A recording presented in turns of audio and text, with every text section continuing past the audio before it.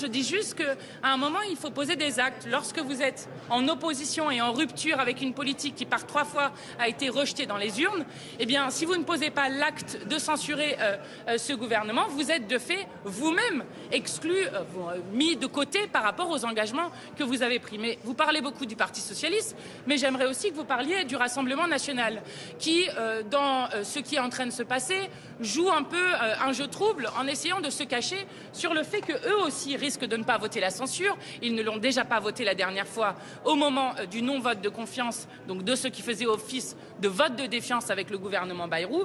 Et je dois dire que bien souvent, le Rassemblement national, déjà avec le gouvernement Barnier, nous avait fait perdre 3 mois en refusant de voter immédiatement la censure et que donc l'extrême droite, bien souvent, joue le rôle d'assurance vie du système et auront donc un rôle, eux aussi, dans la possibilité de continuer la politique macroniste. Merci. Vous voterez la motion des socialistes quand elle sera déposée? Mais écoutez, nous avons 2 motions. Il faut quand même réaliser ce qui est en train de se passer. Nous avons 2 49.3 aujourd'hui. D'accord? Donc nous avons 2 motions qui vont être examinées mercredi après-midi.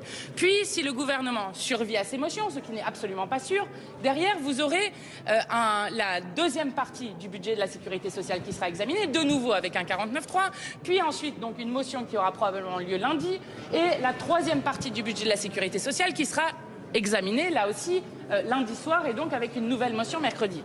Ça veut dire que dans la semaine qui vient, il va y avoir 4 motions de censure suite à 4 violences démocratiques du 49.3.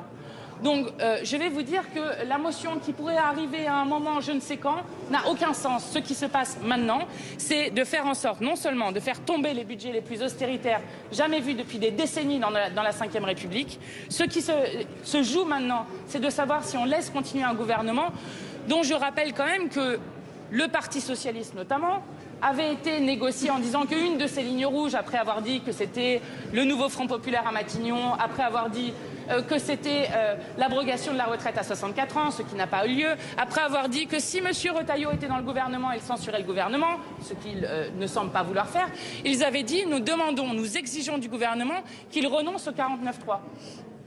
Là, on ne nous propose pas mais 4 49.3 qui devraient être faits. Donc je crois que la cohérence appelle d'abord à regarder les motions de censure qui sont présentées maintenant.